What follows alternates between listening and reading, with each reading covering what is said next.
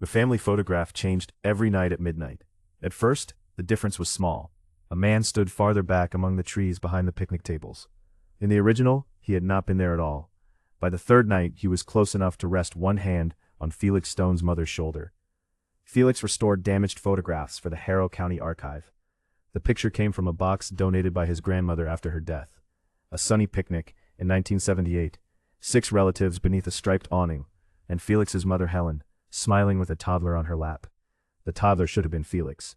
The date was written on the border in his grandmother's handwriting. He scanned the print, sealed it in an acid-free sleeve, and locked it in the archive's flat file drawer.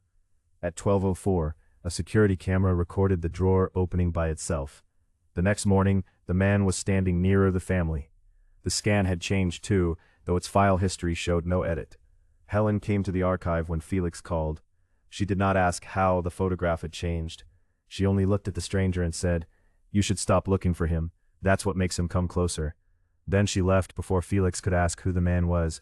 Felix kept copies in 3 places: a printed contact sheet, an encrypted drive, and a roll of film from the archive's old and larger. Each morning the image changed in all 3.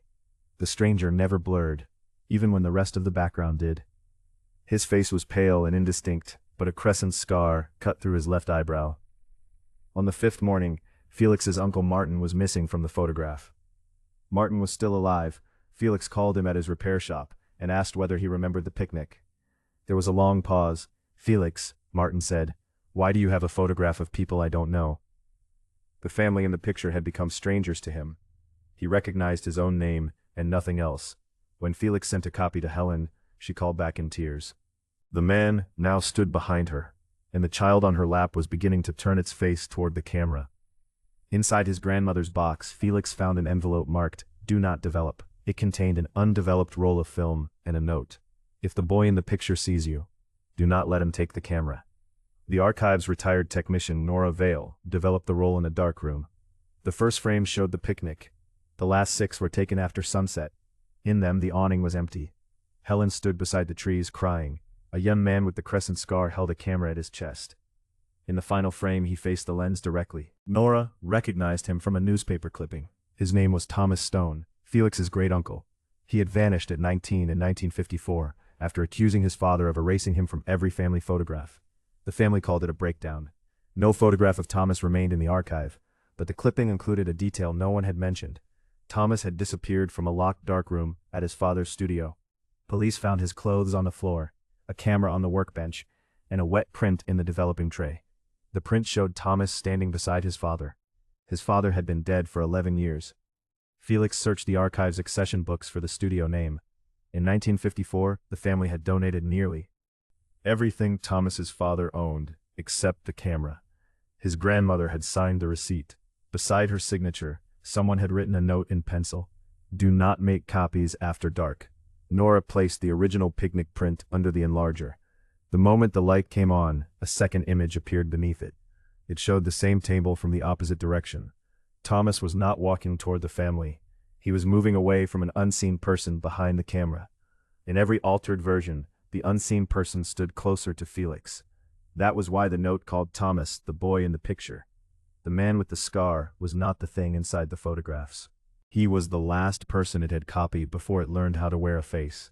Helen finally told Felix what happened in 1978.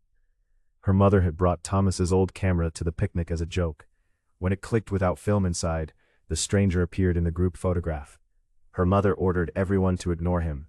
But Felix's older brother, Daniel, stared at the print and asked who the sad man was. The next day, Daniel disappeared from the house and from every photograph they owned. "We learned the rule too late," Helen said. "He doesn't take people from the picture. He takes them from the people who remember the picture." Every time someone studied the changing print, Thomas moved closer. Every time he reached a relative, that relative was removed from the family's memory. Felix had kept watching, trying to solve it, and now there were only 2 people left in the picture who still recognized him: Helen and Felix himself.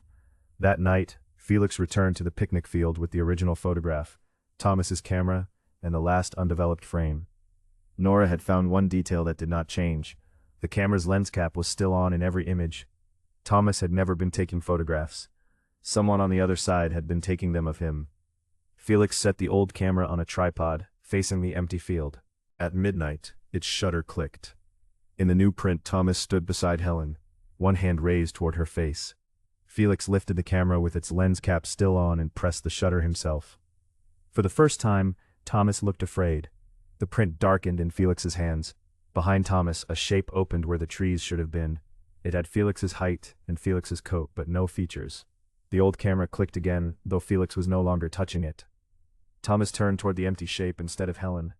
He reached for it as if he had been waiting 70 years to be remembered by someone else. The field went silent. A final photograph slid from the camera. It showed the 1978 picnic exactly as Felix remembered it, except Thomas sat at the end of the table, alive and laughing.